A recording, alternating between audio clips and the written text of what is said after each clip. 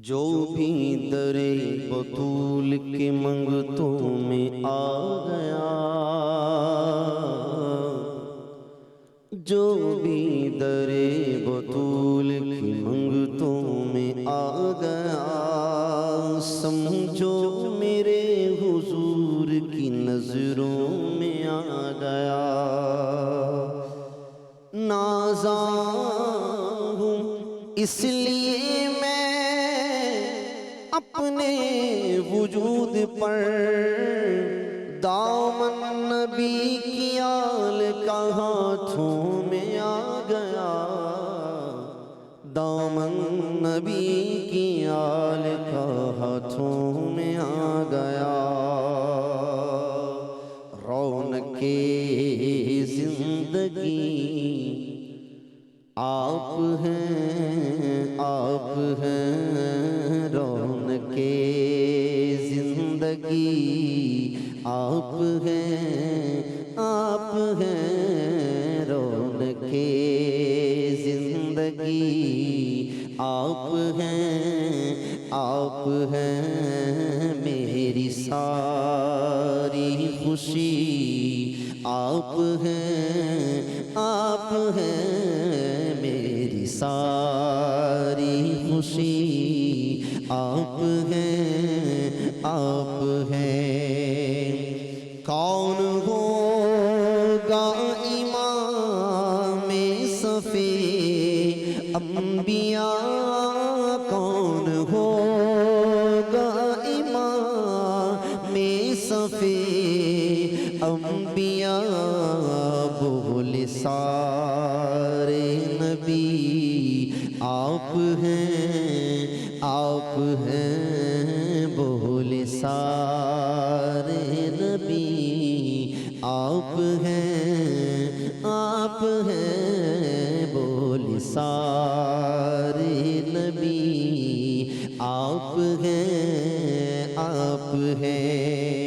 شاہ خیبر شکر شامل پنجتر، شاہ خیبر شکر شامل پنجتر، شاہ خیبر شکر شامل پنجتر، یا علی یا علی آپ ہیں، آپ ہیں، یا علی یا علی آپ ہیں، آپ ہیں، میری ساری خوشی آپ ہیں، آپ ہیں، میرے دامن میں زہرا کی خیرات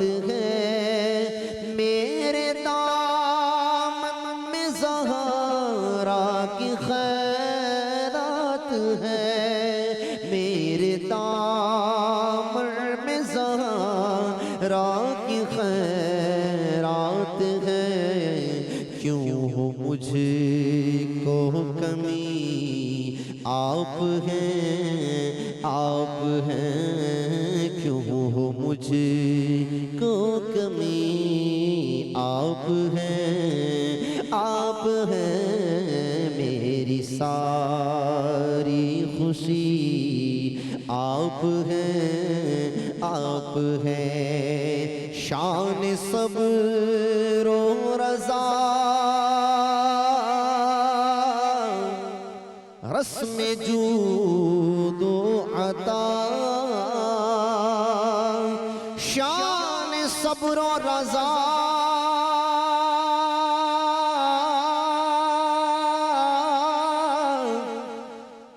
رسم جود و عطا، جن کے گھر سے چلی آپ ہیں، آپ ہیں، جن کے گھر سے چلی آپ ہیں، آپ ہیں، میری ساری خوشی آپ ہیں، آپ ہیں۔ خواجہ خواجگاں فاتح قادیاں خواجہ خواجگاں فاتح قادیاں خواجہ خواجگاں فاتح قادیاں پیر مہر علی آپ ہیں پیر مہر علی آپ ہیں پیر مہر علی آپ ہیں رونق زندگی آپ ہیں میری ساری خوشی میری ساری خوشی میری ساری خوشی آپ ہیں رونق زندگی آپ ہیں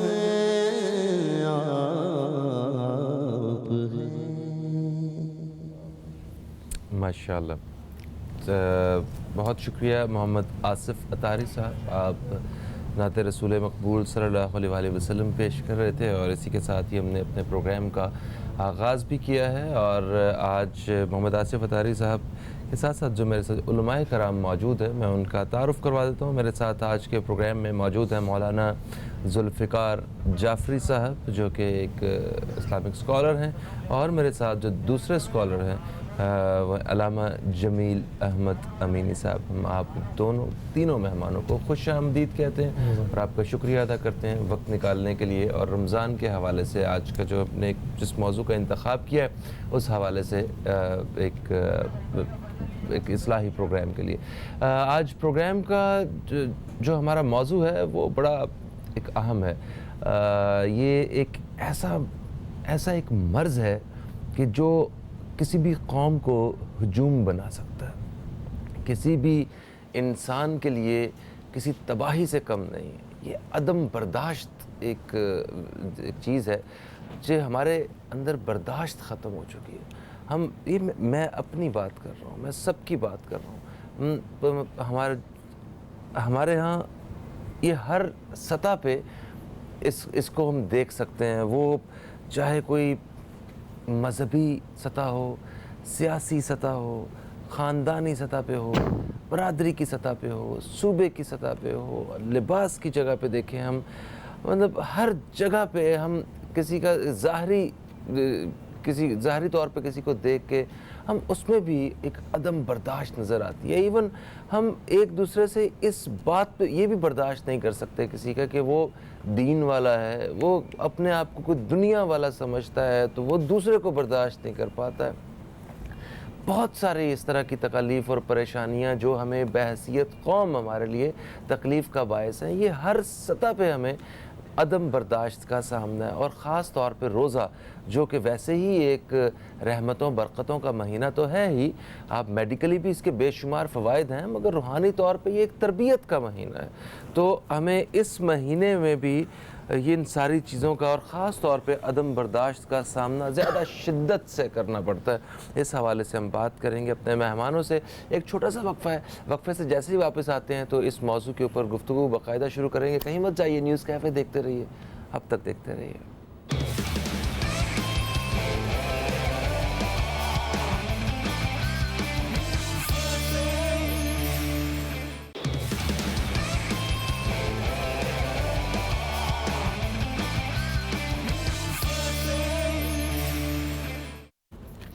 ایک وقفے کے بعد آپ سب دوستوں کو پھر سے خوش آمدید کہتے ہیں نیوز کیفے میں. اور نیوز کیفے میں آج میرے ساتھ جو علماء کرام موجود ہیں ان سے گفتگو ہوگی عدم برداشت کے حوالے سے, جس کے بارے میں وقفے سے پہلے میں بات بھی کر رہا تھا.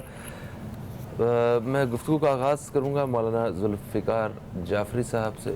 مولانا صاحب, محبت ختم ہو گئی ہے رشتوں میں, کسی دوسرے سے ہم اس قدر اگریسو رہتے ہیں، کوشش کرتے ہیں کہ اس کو نیچا دکھا سکیں، اسے اپنی رائے جو ہے وہ اس کے اوپر مسلط کر سکیں، اپنا جو علم ہے وہ مطلب آپ ایک کم علم آدمی جو ہے وہ زیادہ یہ سارے معاملات میں الجھ رہا ہوتا ہے. آپ سیاست کی سطح پہ الزام لگا رہے ہیں، مذہب کی سطح پہ ایک کفر کے دعوے کر رہے ہیں ایک دوسرے کے اوپر، مطلب ہر جگہ پہ ہمیں تو اس کی جو وجہ جو بتاتے ہیں وہ عدم برداشت ہے. تو آپ کیا کہیں گے اس حوالے سے، کیوں ہے یہ سب کچھ ہماری سوسائٹی میں؟ اعوذ باللہ من الشیطان اللعین الرجیم، بسم اللہ الرحمن الرحیم. شکر گزاروں کہ آپ نے ہمیں یہ مدعو کیا اور موقع دیا. ہم آغاز کریں اگر انسانی تاریخ سے. جی ہاں. تو پہلے ہی مرحلے پر حابیل اور قابیل کو دیکھیے. جی ہاں. کہ بھائی بھائی کو قتل کر دیتا ہے. ٹھیک ہے. اور آزمائش دونوں کی ہے، اور وہاں یہ عالم ہے، یعنی انسانی تاریخ سے اگر سبق لیا جائے تو بھائی وہاں قرآن یہ کہتا ہے کہ وہ بھائی یہ کہتا ہے کہ میں تمہیں قتل کر دوں گا. کہتا ہے کہ تم مجھے قتل کر بھی دو لیکن میں تم پہ ہاتھ نہیں اٹھاؤں گا. تم مجھے قتل کر کے مجرموں اور گناہ گاروں اور جہنمیوں میں سے ہو جاؤ گے. تو انسانی تاریخ دو ہی ہیں وہ، لیکن ہمیں پتہ چلتا ہے کہ انسان کی اپنی ایک طبیعت ہے، یعنی خدا سے اس کا رابطہ نہ ہونا. ایک کا قابیل کا رابطہ نہیں ہے، حابیل اس درجے پر ہے کہ صبر بھی کر رہا ہے، برداشت بھی کر رہا ہے، حتیٰ کہ بڑا بھائی اس کو قتل بھی کر رہا ہے تو وہ اس پہ بھی صبر کر رہا ہے. تو پہلی بات، بشر میں وہ کسی بھی دین مسلک سے ہو، پہلی بات اس خدائے ذوالجلال سے اس کا رابطہ کس نوعیت کا ہے. اگر وہ رابطہ ہم نے تلاش کر لیا، اگر وہاں تلاش کر لیں یا اپنے آپ میں تلاش کر لیں یا معاشرے میں تلاش کر لیں، وہ رابطہ جتنا ضعیف ہوگا خرابیاں بڑھتی چلی جائیں گی. وہ رابطہ جتنا قوی ہوگا، کیونکہ قرآن کریم میں سورہ والعصر میں یعنی جہاں آغاز ہو رہا ہے کہ بسم اللہ الرحمن الرحیم والعصر ان الانسان لفی خسر، یہ انسان نقصان میں، یہ انسان یہ نقصان میں، یہ اپنی بھلائی کا معاملہ جو ہے وہ سوچنے میں ضعیف ہے کہ میری بھلائی مادیت میں ہے یا معنویت میں.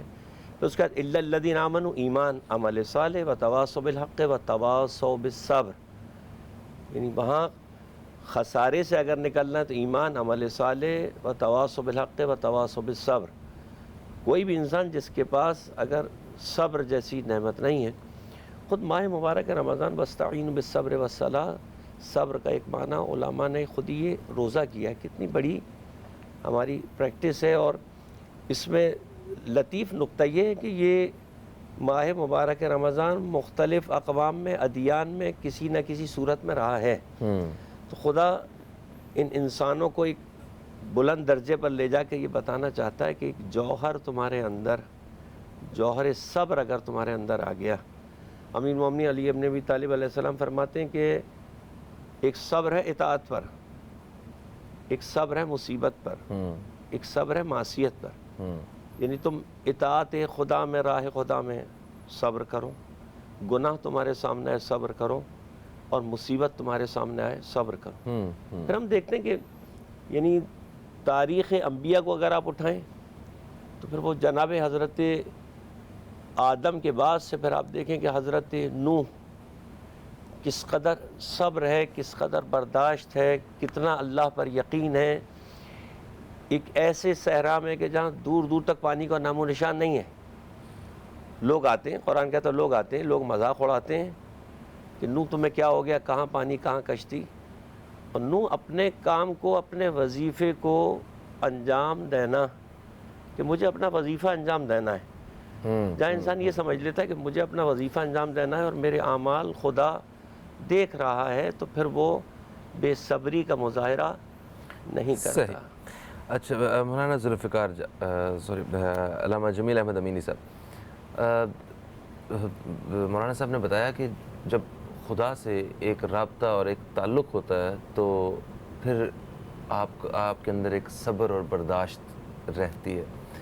اچھا ہم نے یہ بھی دیکھا ہے کہ اس وقت ہمیں دنیا میں ایسی بہت سی جگہیں، ایسی بہت سے معاشرے نظر آتے ہیں جو کہ غیر مسلم معاشرے ہیں، مگر وہاں پہ ایک دوسرے کے لیے قبولیت، ہمیں بہت سی جگہوں پہ انسانوں کے لیے محبت، انسانیت کے لیے محبت نظر آتی ہے، اور وہ معاشرے ہمیں مہذب بھی نظر آتے ہیں۔ تو انہوں نے کس طرح اس سب پہ قابو پایا ہے، آپ کیا سمجھتے ہیں؟ ذرا اس حوالے سے بیان کیجیے۔ جی بسم اللہ الرحمن الرحیم۔ آغاز اس بات سے کرتا ہوں کہ اللہ تعالیٰ جل وعلا شانہ نے قرآن کریم قرآن رشید میں مومنوں مسلمانوں کے لیے ارشاد فرمایا، یا ایھا الذین آمنوا استعینوا بالصبر والصلاۃ ان اللہ مع الصابرین۔ اے ایمان والو، مدد لو نماز سے اور صبر سے، بے شک اللہ تعالیٰ صابروں کے ساتھ ہے، صبر کرنے والوں کے ساتھ ہے۔ جو آپ کا سوال ہے کہ ہم دیکھتے ہیں اگر معاشرے کے اندر وہ لوگ جو مذہب اسلام پر نہیں ہیں لیکن ان کے اندر ایک جذبہ پایا جاتا ہے انسانوں کے حقوق کا، یہ ایسے معاشرے ہیں واقعی؟ بالکل ہے، وہ ڈیولپ ہوئے ہیں اور وہ باقاعدہ طور پہ جو ہے وہ نظر آتے ہیں، اور وہ ایون یہ کہ وہ جانوروں تک کے لیے جی ہاں، پورا ایک وہ سسٹم ہے کہ بھئی اس کو آپ پیٹس وغیرہ کو نقصان نہیں پہنچا سکتے، دوسرے وہ جانور ہیں۔ دیکھیے جتنا نبی کریم صلی اللہ علیہ وسلم نے تعلیمات انسانی دی ہیں، بلکہ انسان کو انسان ہونا جو سبق یاد دلایا وہ نبی پاک علیہ الصلوۃ والسلام نے بے دلایا۔ شک انسانیت کا سب سے بڑا دین ہے۔ انسانیت کا فخر انسانیت ہے، محسن انسانیت نبی پاک علیہ الصلوۃ والسلام ہے۔ علامہ اقبال نے ایک بات کہی تھی، وہ معزز تھے زمانے میں مسلمان ہو کر، اور تم خوار ہو گئے تاریخ قرآن ہو کر۔ حقیقت یہ ہے کہ انسان جب اپنا سبق بھول جاتا ہے اور اپنی فطرت اور اپنے بنائے ہوئے تخلیق کے اس نمونے کو بھول جاتا ہے جس کی خاطر اس کو بنایا گیا ہے، جب اس سبق کو بھول جاتا ہے تو پھر وہ انسانیت کی نہج سے بھی ایک درجے نیچے آ جاتا ہے، یعنی کہ نہ ادھر کے رہے نہ ادھر کے بالکل رہے۔ ایسا ہی ہے۔ اصل میں پھر اور جو انسان ہونا یاد رکھتا ہے اس کو ایک انسان کے درد کا بھی احساس ہوگا۔ دیکھیں اگر میں کسی تکلیف میں ہوں تو میں بڑی چاہتا ہوں گا کہ مجھ سے کوئی جو ہے وہ بڑا حسن سلوک سے پیش آئے نا۔ میں پڑوسیوں کے حقوق کے بارے میں ایک مطالعہ کر رہا تھا، نبی پاک علیہ الصلوۃ والسلام کی کتنی پیاری ایک بات یہ نظر آتی ہے۔ دیکھیں معاشرہ اسلام نے کتنا خوبصورت دیا ہے، کہا پڑوسیوں کے حقوق کا خیال کرو گرچہ وہ پڑوسی غیر مذہبی کیوں نہ ہو، وہ اسلام سے تعلق نہیں رکھتے ہوں، لیکن تم نے ان کا خیال ضرور کرنا ہے، خیال ضرور رکھنا ہے، ان سے حسن اخلاق سے حسن سلوک سے ضرور پیش آنا ہے۔ سر اگر ہم معاشرے کو دیکھتے ہیں، اور یہ معاشرہ اصل میں فرد سے بنتا ہے، اگر وہاں پہ معاشرہ نظر آ رہا ہے تو کسی ایک فرد کی وجہ سے ہوگا۔ یہاں معاملہ یہ ہے کہ ایک فرد کوشش بھی کر لیتا ہے، وہ کہتا ہے یار سارے بگڑے ہوئے، اچھا اس تناظر میں نا سارے سوچتے ہیں کہ وہ سارے ایسے ہی ہیں، تو وہ سوچتے ہوتے سب کی سوچ یہی ڈیولپ ہو جاتی ہے۔ اچھا میرا خیال ہے کہ یہاں پہ سب سے بڑا مسئلہ جو ہے وہ یہ ہے کہ ہمیں ہر شخص کو اگر کوئی بہتری کے بارے میں سوچنا چاہتا ہے تو اسے اپنا آپ نہیں، اسے دوسرا برا لگتا ہے۔ ایسا ہی ہے اصل میں سر، اپنی ذات کا منصف بننا بڑا مشکل کام ہے، دوسرے کی ذات پر جو ہے نا جناب ججمنٹ دینا بڑا آسان ہے۔ ہاں، اب میں اگر اپنے اوپر اگر ججمنٹ کروں تو بہت مشکل کام ہے، وکالت تو اچھی کروں گا اپنی میں کہ جناب مجھ میں یہ بھی ہے، مجھ میں یہ بھی ہے، لیکن اگر مجھے فیصلہ دینا ہے اپنے لیے، غالباً یہ مولا علی رضی اللہ عنہ کا قول مبارک ہے، من عرف نفسہ فقد عرف ربہ، جس نے اپنے نفس کو پہچانا اس نے اپنے رب کو پہچانا۔ جو اپنے آپ کو پہچان لیتا ہے نا کہ یار میرے اندر حقیقت کیا ہے، میں ہوں کیا چیز، تو وہ پھر وہ اللہ کو بھی پہچان لیتا ہے۔ اور جو اپنی حقیقت کو نہیں پہچانتا، اسی طرح حضرت علی رضی اللہ تعالیٰ عنہ کا ایک قول مبارک یہ بھی ہے کہ تم عزت دے کے دیکھو کسی کو، اگر وہ اعلیٰ ظرف ہوگا تو آپ کو عزت دے گا، اور کم ظرف ہوگا تو کہے گا لو میں تھا عزت کے قابل، میں سب سے اعلیٰ ہوں۔ صحیح یہ چیز ہے۔ اچھا جناب، یعنی کہ ہمیں دین اسلام کی جو تعلیمات ہیں ہم ان سے ہٹ چکے ہیں، مطلب ان کو صحیح معنوں میں ہم ان کی پیروی نہیں کر رہے ہیں، جی ہاں، ان تعلیمات کو نہیں مان رہے ہیں، جس کی وجہ سے ہمیں یہ سارے نتائج دیکھنے پڑ رہے ہیں۔ ٹھیک ہے، ان کی بہتری کے لیے کیا کیا کیا جا سکتا ہے اور کیا کیا ہو سکتا ہے، کس کس جگہ پہ، کس کس شعبے میں، کس کس سیکٹر میں ہمیں صرف برداشت نہ ہونے کی وجہ سے نقصان کا سامنا کرنا پڑتا ہے، اور اسے کیسے صحیح کیا جائے، تصحیح کیا ہو سکتی ہے، آج ہم اس حوالے سے بات کریں گے۔ آپ دوستوں کی کالز بھی شامل کرنے کی کوشش کریں گے، یہ سب کچھ ہوگا ایک چھوٹے سے وقفے کے بعد۔ تو آپ سے ملاقات ہوتی ہے، کہیں مت جائیے، دیکھتے رہیے نیوز کیفے اب تک پہ۔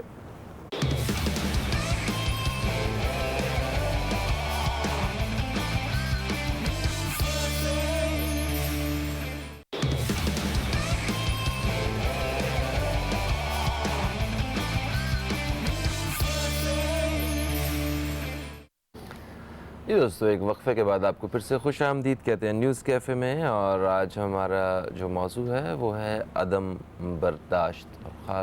خاص طور پہ رمضان کے مہینے میں ہمیں یہ برداشت کے حوالے سے وہ چیز، وہ مادہ جو ہمیں نظر نہیں آتا جو آنا چاہیے۔ اور رمضان کیونکہ جیسا کہ پہلے بھی بات کر رہے تھے کہ ایک روحانی طور پہ ایک تربیت کا مہینہ بھی ہے، ہمیں کسی دوسرے کی بھوک کا احساس ہو سکتا ہے، ہم کسی سے مطلب کسی دوسرے سے محبت کرنے کے بارے میں ہم سوچ سکتے ہیں، ہم جھوٹ اپنا ہم ہر چیز کے حوالے سے جو ہے وہ جو ہماری برائیاں ہوتی ہیں ان کو روکنے کی کوشش کرتے ہیں، جو اچھائیاں ہیں ان کو زیادہ سے زیادہ کرنے کی کوشش کرتے ہیں۔ تو آج ہم عدم برداشت کے حوالے سے بات کر رہے ہیں۔ وقفے سے پہلے مولانا صاحب بات کر رہے تھے جمیل امینی صاحب کہ انہوں نے روشنی ڈالی کہ جو بیرون ممالک میں ہمیں کہیں اگر نظر آتے ہیں، اگر سوسائٹی یا معاشرے بڑے جہاں پہ عدم برداشت نہیں ہوتی ہے،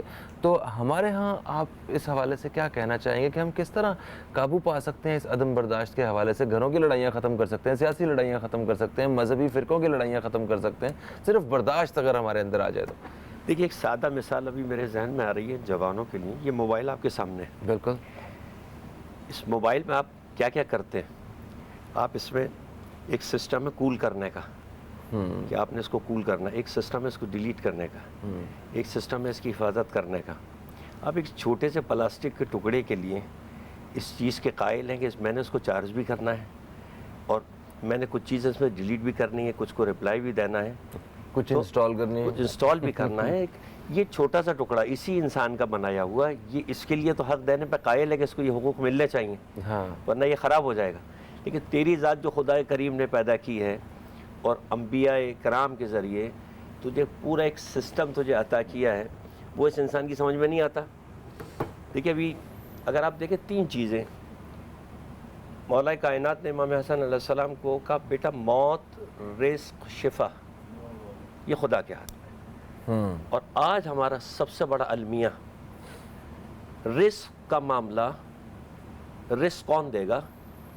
میرا اعتماد خدا پہ سے اٹھ گیا ہے، تو جب میرا اعتماد خدا پہ سے اٹھ گیا ہے تو اب یہ ایک عدم برداشت کا یہ پہلو میرے اندر آتا ہے کہ یہ میری روزی نہ چھین لے، یہ میرا روزگار نہ چھین لے، یہ میری پوسٹ نہ چھین لے، یہ میرا عہدہ نہ چھین لے۔ اگر میں آگے نہیں بڑھوں گا، حتیٰ کہ یہ چیز اتنی بڑھ کر آئی کہ ہم اب ایک سگنل بھی اگر ہم ہو تو ہم اس پر بھی ہمیں برداشت نہیں ہوتا کہ ہم 5 منٹ ویٹ کریں، کیونکہ ہم یہ مسلسل مشاہدہ کر رہے ہیں کہ حتیٰ کہ اگر 1 منٹ وہ اس پہ 5 منٹ نہیں، سگنل پہ 1 منٹ انتظار نہیں ہوتا ہم سے، 40 سیکنڈ انتظار نہیں یہ ہوتا۔ بالکل ایسی بات ہے۔ تو آخر یہ کہاں سے آ رہا ہے یہ؟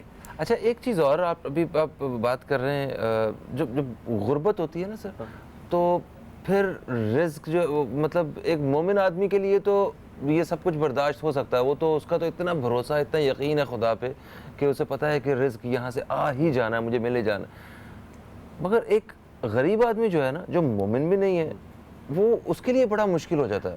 تو ہمارے ہاں ایک آپ کو لگتا ہے کہ غربت اور مفلسی یہ بھی ایک ان معاشروں میں، آپ نے یورپی معاشروں میں انہوں نے ایک نظام قائم کیا ہے، ہاں اس کی وجہ سے وہ کول ڈاؤن ہے، جی ہاں ٹھنڈے ہیں، ٹھیک ہے، اس کو کسی نہ کسی حوالے سے انہیں اس حوالے سے مطمئن کیا جاتا ہے۔ مولانا نے فرمایا کہ ملک کفر سے رک سکتا ہے، ظلم سے نہیں رک سکتا۔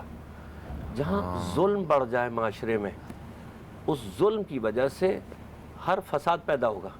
اب اسے اپنی رزق کی بھی فکر ہے، اسے اپنی موت کی بھی فکر ہے، اپنی شفا کی بھی۔ اگر آپ اس معاشرے میں دیکھیں کہ آج یہ محرومیوں کا بنیادی سبب ایک سورہ والفجر میں کہ وہ میراث کھا جاتے ہیں، وہ حب مال جب ان کے اندر پیدا ہو جاتی ہے، حب سلطنت ان کے اندر پیدا ہو جاتی ہے، وہ یہ چاہتے ہیں کہ قارونی صفات، یعنی یہ مثالیں اس لیے رکھی گئی ہیں جب معاشرے میں قارونی صفات آ جاتی ہیں، جب حکمراں قارونی صفات اپنے اندر لے لیتے ہیں، وَآكِلُونَ التُّرَاثَ حُبًّا جَمًّا وَتُحِبُّونَ الْمَالَ حُبًّا جَمًّا، تو اس صورت میں یہ ہوتا ہے کہ معاشرے میں محرومیت کا احساس جب بڑھ جائے، کیونکہ ہم نے اگر پچھلی اس تاریخ میں دیکھیں، سیرت امیر المومنین علیہ السلام میں، سیرت نبی پاک اصحاب میں دیکھیں، تو انہوں نے اس نقطے کو اپنی نظر میں رکھا تھا کہ انہوں نے سختی اور برداشت، آپس کا تحمل، ہم وہاں سے تو لینے پہ تیار نہیں ہیں، جی ہاں، اور وہاں سے تو ماننے پہ تیار، وہ کہتے ہیں وہ تھے،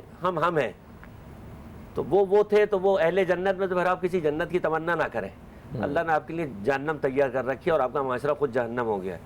کہ ہم وہاں سے نہیں لیتے کہ کس طریقے سے، اگر بظاہر وہ سمجھتے کہ اس نے میرا حق کم بھی کر دیا، تو اس معاشرے میں کس قسم سے برداشت کا پہلو. امیر المومنین بیت المال، بھائی آتے ہیں اور کہتے ہیں مجھے کچھ دے دی کہ میں آپ کو کچھ نہیں دے سکتا. جہاں حقوق کا تحفظ ہوگا وہاں ایک کم بھی ہوگا سکون سے سوئے گا. ٹھیک ہے، تو آپ کا اشارہ یہ انصاف کی جانب ہے کہ جہاں ظلم نہیں ہوگا، جہاں ظلم نہیں ہوگا معاشرے میں، ان معاشرے میں کوشش یہ ہے، یورپی معاشرے میں کوشش یہ کہ وہ کوشش یہ کرتے ہیں، گرچہ وہ بھی فساد ہے ان کے درمیان. جی ہے، وہ ایک اور پیمانے کا ہے، مگر وہ آپس میں لوگوں کے بیچ میں کم از کم وہ اپنے لوگوں کے ساتھ تو ایسے نہیں ہے. ابھی اب میں نے مثال نیوزی لینڈ میں آپ نے دیکھا خود بہت بڑی ایک انسانی بیہیو کی وہ خاتون مثال بن کے سامنے آئی ہیں کہ کس طریقے سے وہ دوسرے کی، ان کا مذہب کچھ اور ہے لیکن وہ مسلمانوں کے مذہبی عقائد کی کتنا احترام کر رہی ہیں. ہوتا ہے کہ ہم ایک دوسرے کا اچھا، وہ یقیناً ایسا ہی احترام وہ ہندوؤں اور سکھوں کے ساتھ بھی کر رہی ہوں گی اگر کبھی ضرورت پڑے، کیونکہ وہ بیسیکلی تو وہ انسان کا احترام کر رہی ہے کہ اس کا دین ہے یہ، میں کسی کے دین کو کیوں غلط کہوں. مجھے تو کچھ ایسا نظر آتا ہے اس میں. اور ایک بات اور بھی میرے عزیز، کہ مذہب ایک بہت بڑی سپورٹ ہے اس انسان کے لیے. جب میں ایک دوسرے کو کافر کہنے لگوں گا، جب میں ایک دوسرے کو مسلمان کو کافر کہنے لگے گا، اس میں اتنی عدم برداشت آ جائے، اس کی علمی بات برداشت نہ کر سکے، تو اس مسلمان معاشرے کی اگر بات کریں تو ہماری تباہی کا سبب یہ کہ ہم نے سنت نبوی کی پیروی کو چھوڑ دیا ہے. اب ہماری اپنی ذاتی سنتیں ہیں، جو میں کروں گا وہ صحیح ہے اور جو آپ کریں گے وہ غلط ہے. تو پھر جب یہ صورتحال معاشرے میں سب جسے کہتے ہیں کہ افراتفری کا ماحول ہو جائے، اور دیکھیے وبالوالدین احسانا، جہاں ابتدا کی تھی اس نے اپنی عبادت کے بعد کہ تم پریکٹس کرو والدین سے احسان کرنے کی، تو جب وہیں سے وہ والدین کا احسان ہی جس معاشرے میں ختم ہو جائے اور ان کو اولڈ ہوم میں ڈال دیا جائے، تو پھر وہ ذہن کیسے پرورش؟ صحیح، یعنی کہ یہ بات تو طے ہے کہ ہمارا معاشرہ وہ اس وقت خطرے کی اس جگہ پہ آ کے کھڑا ہے، مطلب وہ ایک خطرے کی جو گھنٹی ہے نا وہ بج چکی ہے یہ عدم برداشت کی وجہ سے. تو ہمیں اس کے علاج کی جانب آنا ہے ہمیں کہ اس کو ہم جو بیسک جو بنیادی جو ہماری ایکسرسائزز ہیں، جو پریکٹس ہے وہ کیا ہونی چاہیے ہماری ذات میں کہ وہ ہم اس پہ قابو پا سکیں. بھائی جتنے بھی لوگ سن رہے ہیں اور ہم سارے اس پہ بات کریں گے. ہمیں آگے ایک وقفے کی طرف بڑھنا ہے. وقفے سے پہلے میں چاہوں گا کہ آپ کے چند اشعار جو ہیں وہ شامل کیے جائیں اور پھر آپ کی آواز کے ساتھ ہی ہم وقفے پہ جائیں. واپس آتے ہیں تو پھر اس حوالے سے بات کریں. مائک ہے آپ کے پاس؟ جی مائک. ہاں ایک میں ہی نہیں ان پر قربان زمانہ ہے. ایک میں ہی نہیں ان پر قربان زمانہ ہے. جو رب دو عالم کا محبوب یگانہ ہے. قلب ان سے ہمیں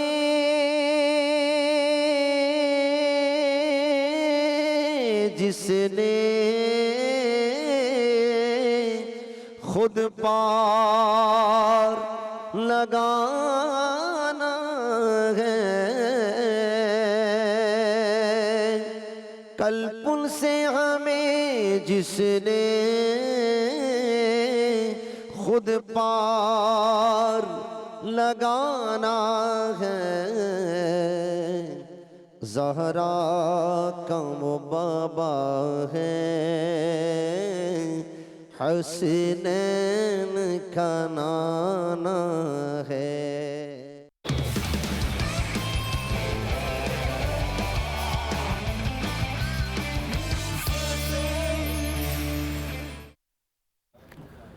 ایک وقفے کے بعد آپ سب دوستوں کو پھر سے خوش آمدید کہتے ہیں ہم نیوز کیفے میں، اور نیوز کیفے میں ہمارے ساتھ وقفے سے پہلے موجود تھے محمد آصف اطاری صاحب جو کہ نعت خواں تھے، اور ابھی ابھی ہمیں ایک اور نعت خواں ہیں انہوں نے جوائن کیا ہے۔ یہ ماشاءاللہ ایک تجربہ کار اور سینئر نعت خواں ہیں جناب شاکر نصیر صاحب۔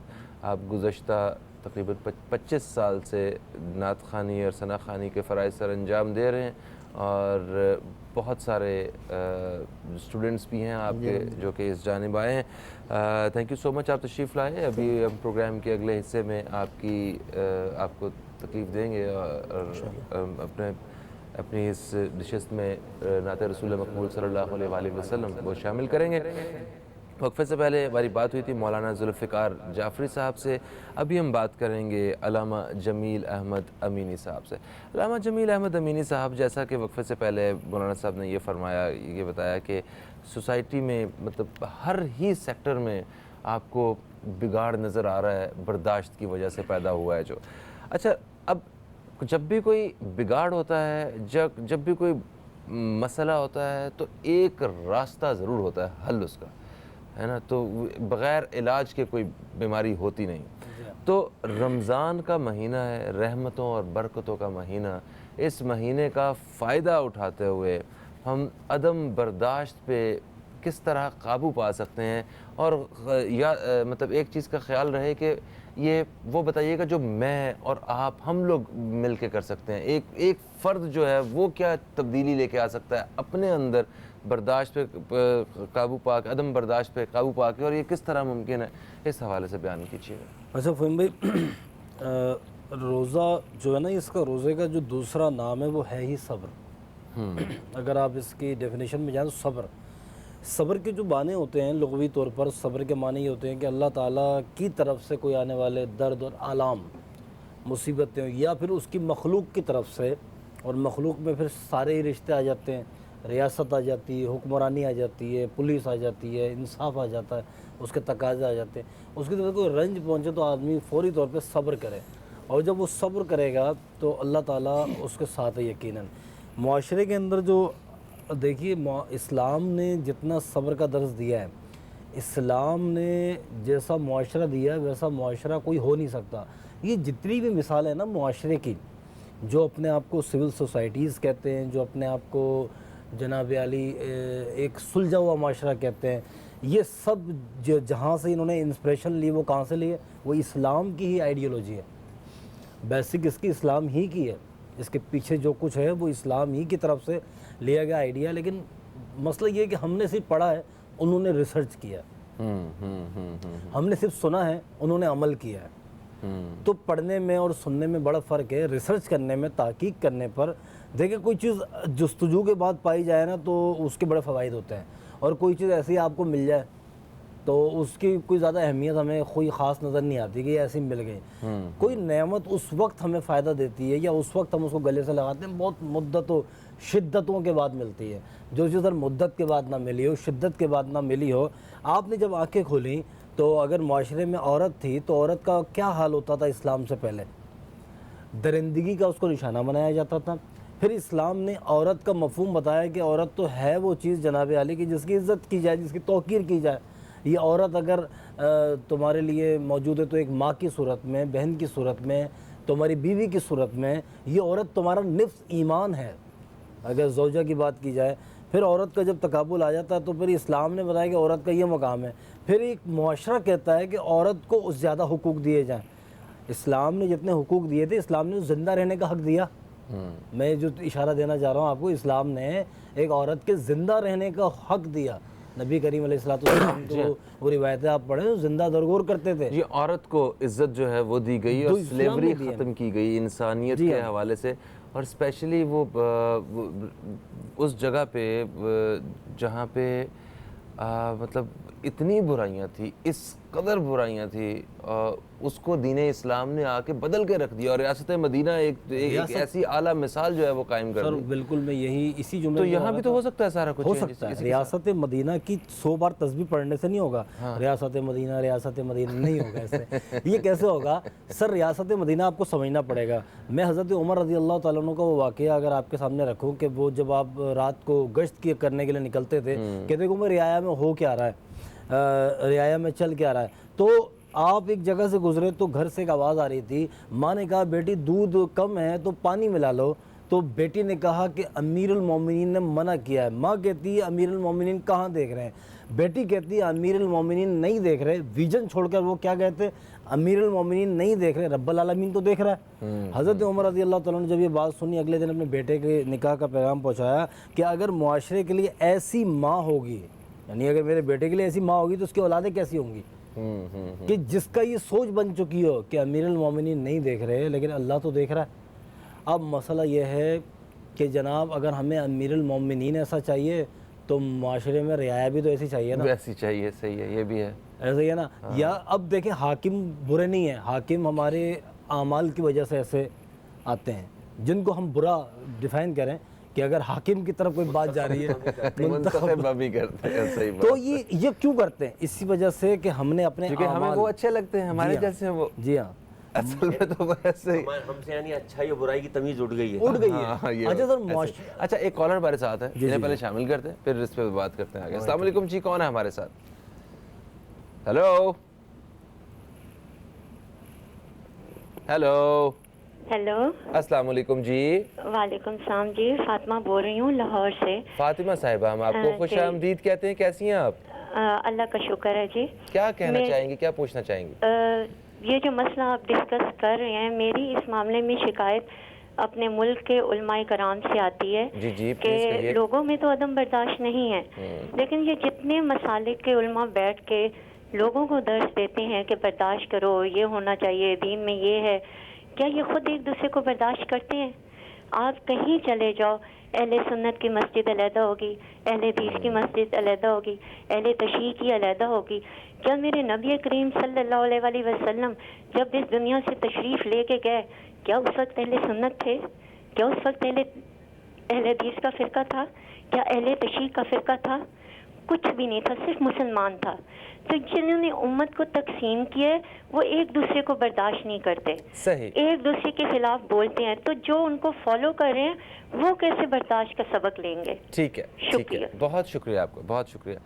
بھئی دیکھیے، ایک دوسرے کو برداشت کرنے کی سب سے بڑی مثال یہ ہے کہ یہاں بالکل ساتھ جڑ کے دو الگ الگ مسلک کے جو ہیں وہ مطلب دو الگ الگ جو رہنمائیوں کے جو اسکالرز ہیں وہ ہمارے ساتھ موجود ہوتے ہیں. مگر خیر اس کا اصل جواب آپ لوگ ہی دیں گے کیونکہ ڈائریکٹلی انہوں نے آپ سے ہی پوچھا. ایک جواب میں دیتا ہوں پھر اس کے بعد علامہ صاحب دیں گے. صحیح والا دیجیے گا. ہاں نہیں بالکل جواب ٹیکنیکل ہوگا. دیکھیے گلستان میں جب آپ جاتے ہیں تو باغیچہ یا نرسری اس کو کہتے ہیں جہاں مختلف پھول ہوں.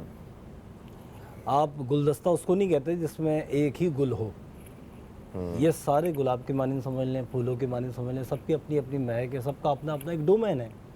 ہر ایک آدمی یہاں اختیار رکھتا ہے اپنے اپنے امام کے فالو کرتے ہوئے.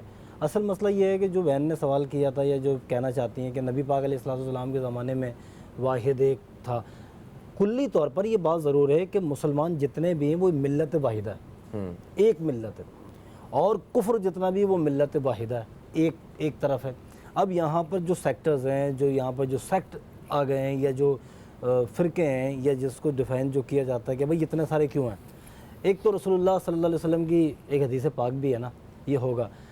لیکن صاحب میں یہ کہنا چاہتا ہوں ہر آدمی اپنے اپنے مطابق زندگی گزارتا ہے. ٹھیک ہے، اس کو یہ اس طرح کر لیں کہ یہ بیسیکلی رہنمائی ہے الگ بزرگوں کی کہ آپ دین اسلام تک پہنچ سکتے ہیں، اس کی روح تک آپ اس طرح اس راستے پہ. سر صدر جانا ہو تو کئی راستے ہیں. سر کہ اگر سارے انبیاء ایک جگہ جمع ہو جائیں کیا ان میں اختلاف ہوگا؟ ان میں اختلاف نہیں ہوگا کیونکہ انبیاء میں نہیں ہوگا. ہاں، مقصد ایک ہے. ہاں، مقصد اور ہدف ایک ہو جائے تو اختلاف ختم ہو جائے گا. اب آپ دیکھیں ماہ مبارک رمضان کے بعد ہمارے پاس کتاب ہے مفاتیح الجنان، اللہم ارزقنی حج بیتک الحرام.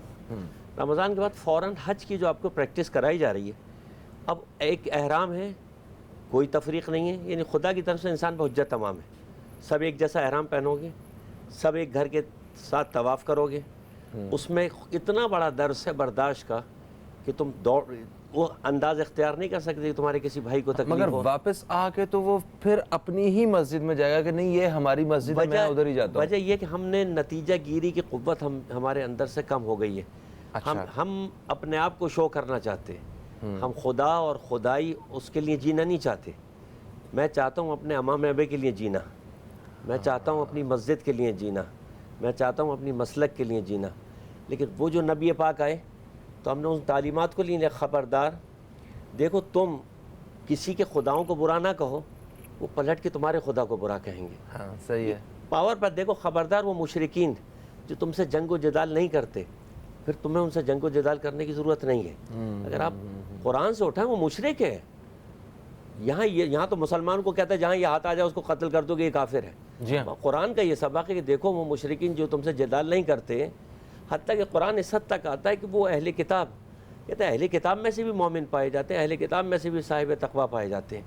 تو وسعت دین اسلام، خود یہ روزہ جو ہمارے لیے، یہ ماہ مبارک رمضان جو ہمارے لیے ایک فرض سے شروع ہو کر اجتماع تک جاتا ہے۔ صحیح ہے سر۔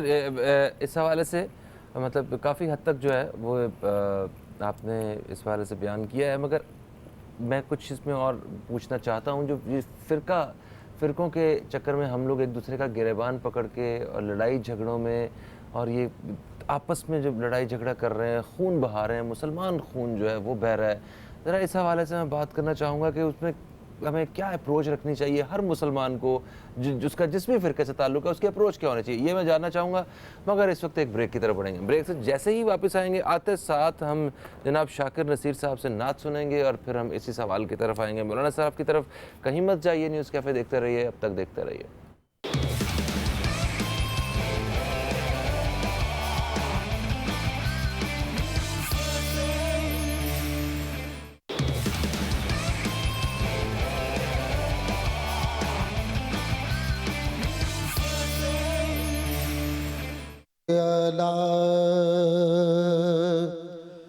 نبینا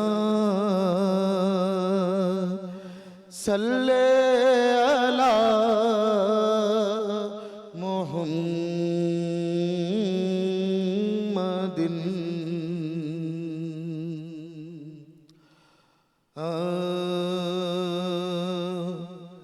قطرہ مانگے جو کوئی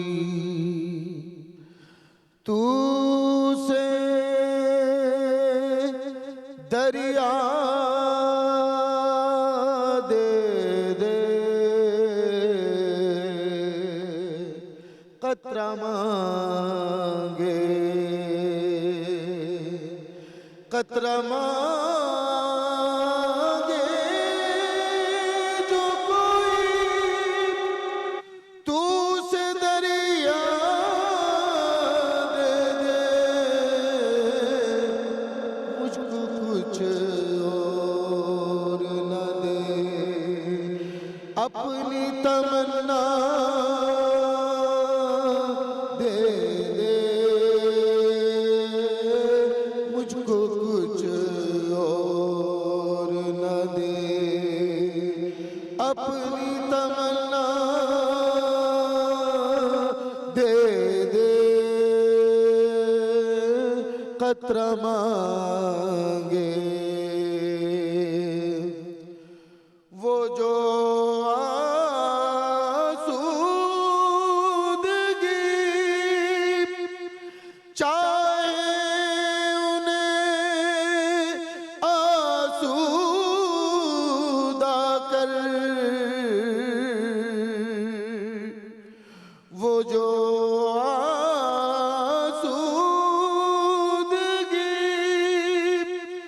چاہے انہیں آسودہ کر،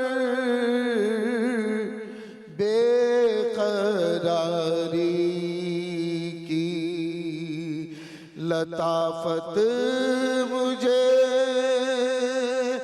تنہا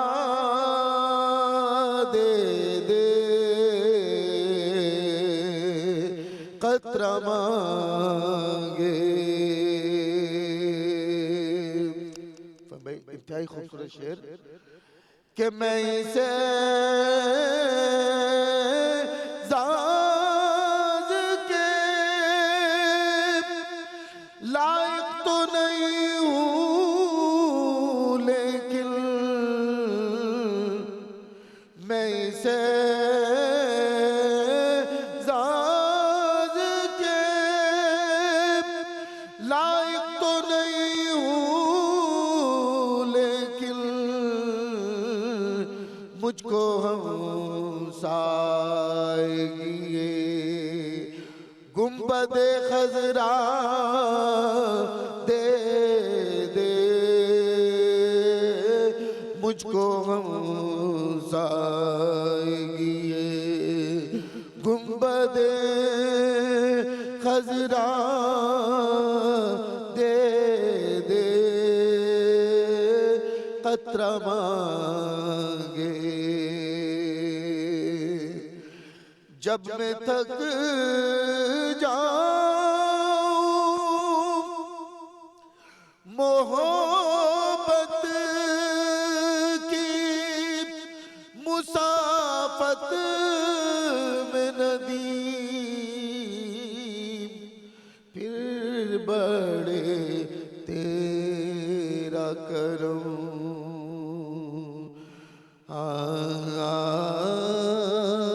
پھر بڑے تیرا کرم اور سہارا دے دے، قطرہ مانگے۔ سبحان اللہ، جزاک اللہ، بہت شکریہ آپ کا شاکر نصیر صاحب، اتنا خوبصورت کلام اتنی خوبصورت آواز میں پیش کرنے کا۔ وقفے سے پہلے جو ہماری گفتگو جاری تھی اس میں ہماری ایک خاتون کالر فاطمہ لاہور سے، انہوں نے کال بھی کیا تھا، انہوں نے اشارہ کیا تھا ہماری الگ الگ فقہ کی مساجد کے حوالے سے۔ میں بھی کچھ اسی قسم کا ہی ایک سوال کرنے والا ہوں کہ ہم اگر کوئی بھی مسلم ہے، کوئی مسلمان ہے، اگر وہ پریکٹسنگ مسلم ہے تو ان دی اینڈ وہ اپنے آپ کو یا تو شیعہ مسلم دیکھے گا، سنی مسلم دیکھے گا، یا دیوبندی، بریلوی، اہل حدیث، پتن جتنے بھی ہماری برانچز ہیں۔ تو یہی وہ ایک چیز ہے، الگ الگ برانچ جو ہے یہی ہمیں لڑائی پہ اکساتی ہے، کیونکہ نظریاتی طور پہ اختلافات پیدا ہو چکے ہوتے ہیں۔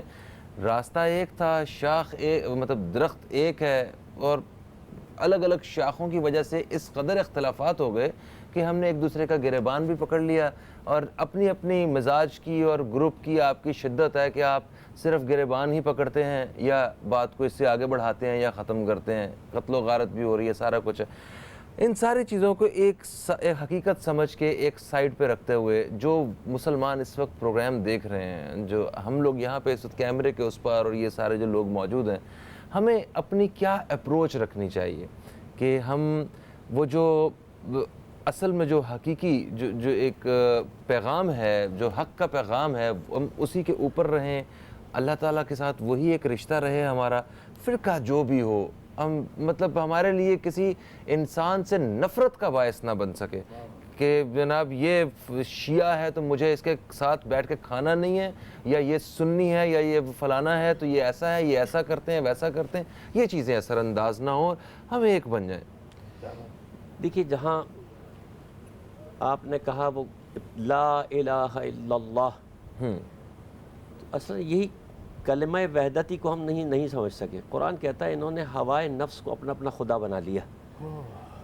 فتوکل علی اللہ فہو حسبہ، قرآن کتنے اشارے دیتا ہے اس خدا واحد قہار کی طرف۔ خود یہ روزہ جو ہے آپ کی خدمت میں عرض کروں کہ اس مناسبے سے لگتا ہے کہ دو حصے ہیں، میرا ایک مادی حصہ ہے، میرا ایک روحانی حصہ ہے۔ روزہ مجھے کیا دینے آیا ہے؟ اب روزہ مجھے کہاں لے جانا چاہتا ہے؟ اگر یہ مسلمانوں کا یہ سفر، یہ راستہ ایک ہو جائے تو اختلاف خود ختم ہو جائیں گے۔ دیکھیے، روزے میں کھا پی نہیں سکتا، ٹھیک ہے، ایک بات تو کھانا پینا یعنی میری اپنی انسانی صفت ہے، فرشتے کھاتے پیتے نہیں۔ ٹھیک ہے، جنس سے، سیکس سے دور رہنا، شہوات سے دور رہنا، یہ میری انسانی صفت ہے۔ یہ فرشتوں کی صفت نہیں ہے. ٹھیک ہے. رب کریم اس زمانے میں ان دو چیزوں سے مجھے روک کر میرے اندر فرشتوں کی صفات پیدا کرنا چاہتا ہے. میں اس عالم ملکوت سے آیا ہوں, میں مسجود ملائکہ, ملائکہ نے میرے آگے سجدہ کیا ہے, تو وہ مجھے بتانا چاہتا ہے کہ تم اس خاک کے لیے پیدا نہیں ہوئے ہو. تو جب یہ میرے اندر توحید جلوہ گر ہو جائے گی تو پھر اختلاف کا جوہر خود بخود ختم ہو جائے گا.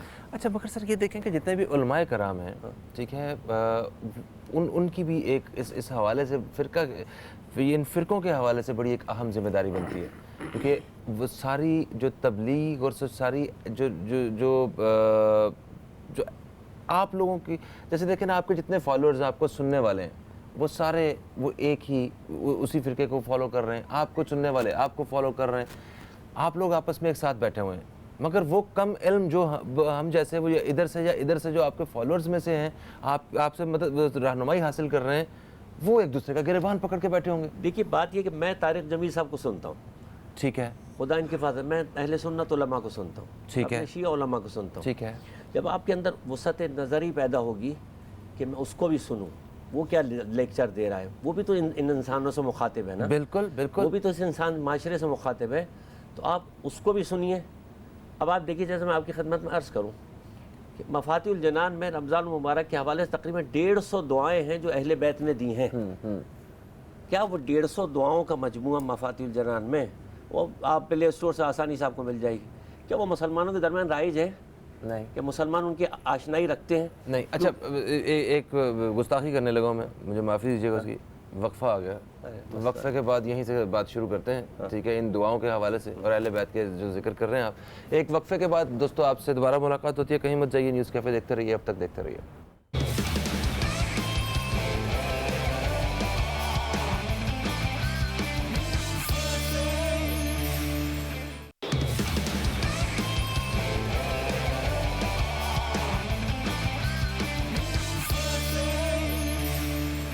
سر, تو آپ وہ فرما رہے تھے کہ وہ جو اتنی ساری دعائیں ہیں وہ اہل بیت کے ساتھ جب ذکر کر رہے تھے ان کا, تو وہ بھی رائج نہیں ہیں یہاں پہ.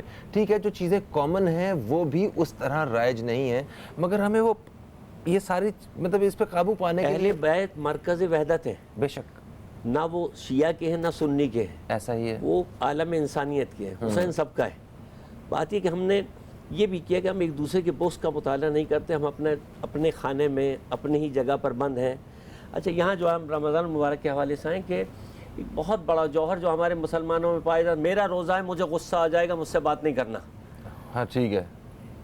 تو آپ ایک باقاعدہ خدا نے آپ کو 30 دن کی کلاس میں بٹھایا ہے, اور نبی پاک نے کتنا ارشاد فرمایا, یعنی خود غصہ تمہارا دماغی جنون ہے.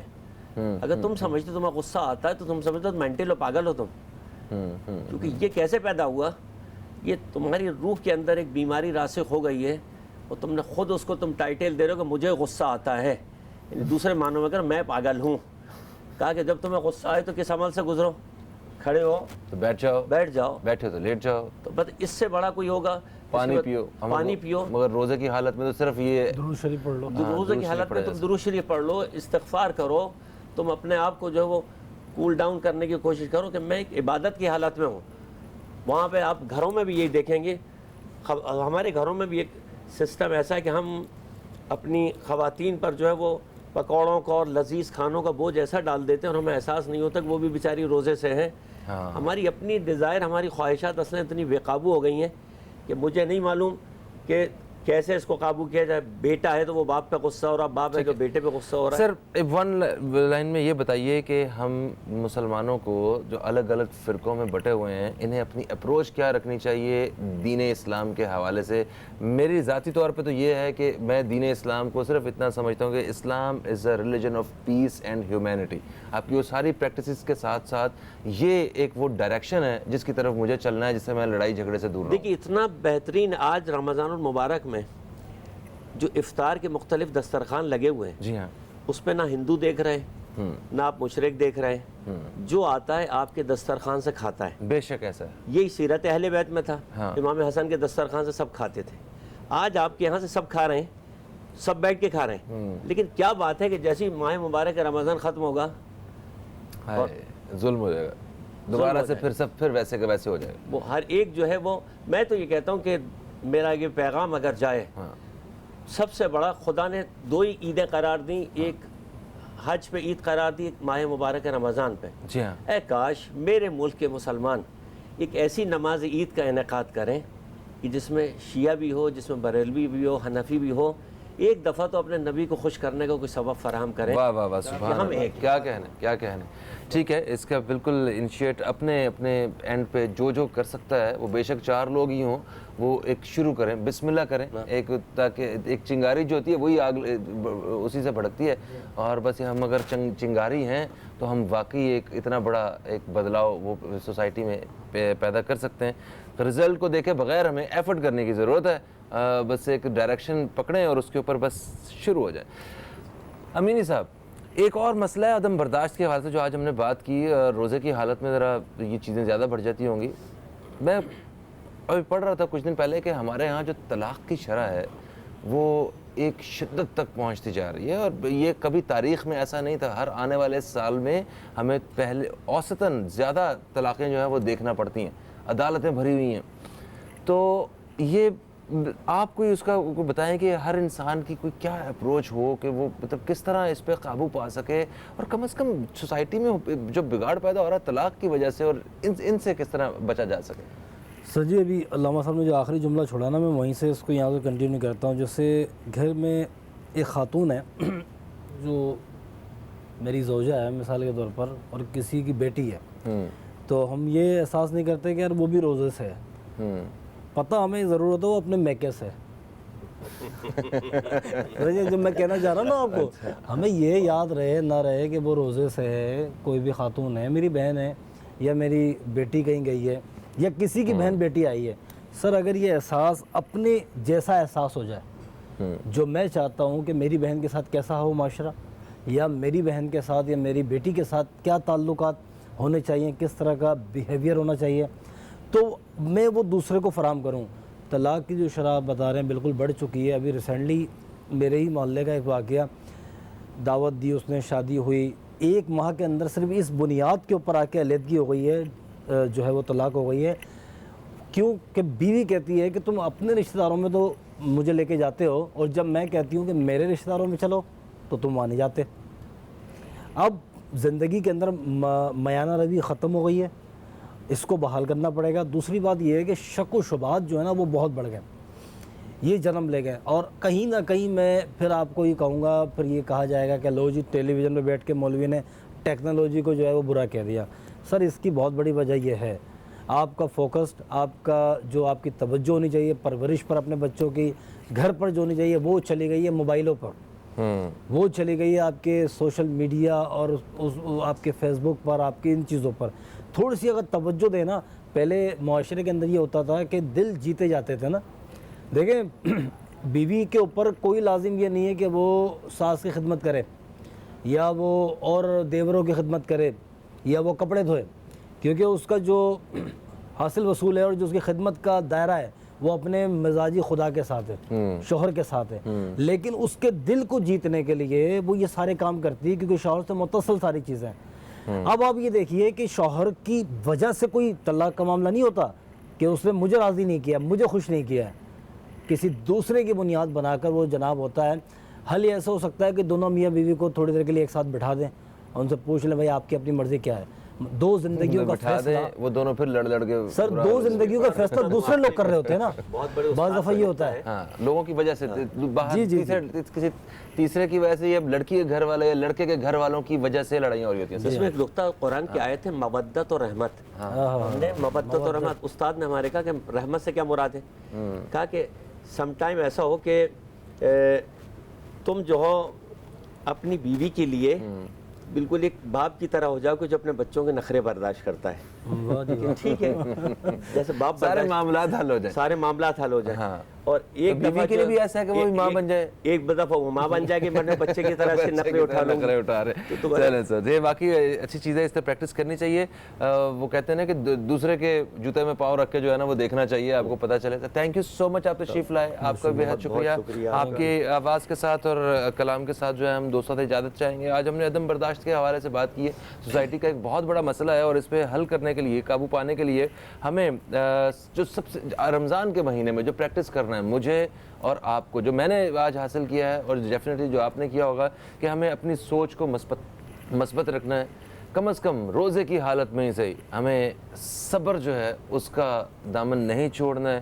ہم نے سچ بولنا ہے، اور توکل کے ساتھ رزق کے حوالے سے اپنے ذہن میں جو منفی سوچیں ہیں ان کو بالکل ہٹا کے صرف اس کو عبادت سمجھ کے ہم یہ 3-4 چیزوں کی پریکٹس کریں تو ہمارے سارے معاملات جو ہیں وہ مختلف ہو سکتے ہیں. یہ وہ سیدھا راستہ ہے کہ ایک دفعہ ہم نے دل سے اس کو کرنے کی کوشش کی تو پھر ہم دوسری جانب نہیں جاتے.